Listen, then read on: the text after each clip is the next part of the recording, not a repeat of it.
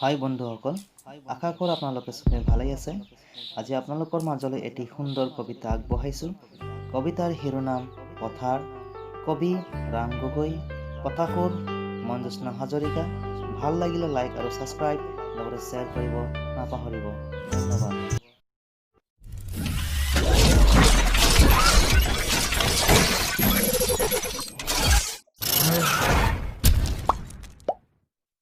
নমস্কাৰ। কবিতাৰ শিৰোনাম পথাৰ। কবি ৰাম গগৈ। শাওনৰ মেঘ মুক্ত নীলাকাশ, সূৰ্য স্নাতক লেদময় হে বিশাল পথাৰ, বিপুল সম্ভৱা। নাঙলৰ শিৰদূত সোণফলা মাটিৰ কামনা, ঘৰ্মাক্ত দেহ আৰু দেহাতীত সৃষ্টিৰ চেতনা। কপালৰ ঘাম লাগি সেউজীয়া পৃথিৱী আমাৰ, তুমি প্ৰাণময় মোহময় জীৱন মালিকা পথাৰ। তোমাৰো স্বীকৃতি আছে, তুমি কোনোবা আদিতম মানুহৰ সংগ্ৰামৰ ইতিহাস আৰু সভ্যতাৰ স্তৰে স্তৰে একোটা নিৰ্ণয় সূত্ৰ। নিতম্লান কৃষকৰ সাধনা কঠোৰ, নিৰন্ন বিমৰ্ষ আৰু ক্লান্ত। শান্ত সন্ধিয়াত দুশ্চিন্তা দুঃসহ হৈ পৰে মহাজনী অৰ্থনীতি, দৈনন্দিন লাভ আৰু ক্ষতিৰ গণনা। পাৰ ভাঙি পানী আহে, সোঁতৰ চেৱে চেৱে বাঢ়ে নাচে আৰু হাঁহে।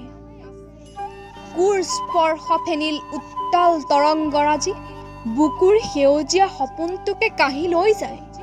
বাধা নাই, অবাধে আহিল আৰু গ'ল।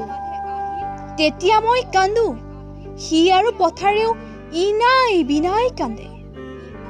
বিচিত্ৰ অভিব্যক্তি, সন্মিলিত কৃষকৰ সমস্বৰ দৃঢ়কণ্ঠ, বিনৰিত বিদ্ৰোহৰ জাগৰণ আহে, অদ্ভুতই প্ৰভাতী চেতনা।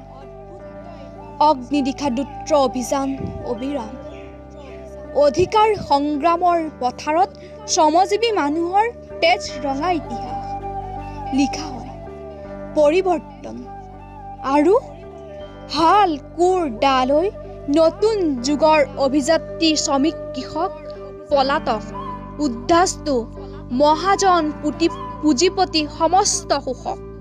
বানপানী পাৰ ভাঙি আৰু আহিব নোৱাৰে, সেউজীয়া প্ৰাণৰ পথাৰ সোণালী ৰূপালী হয়, বাকৰিত সোণগুটি লাগে।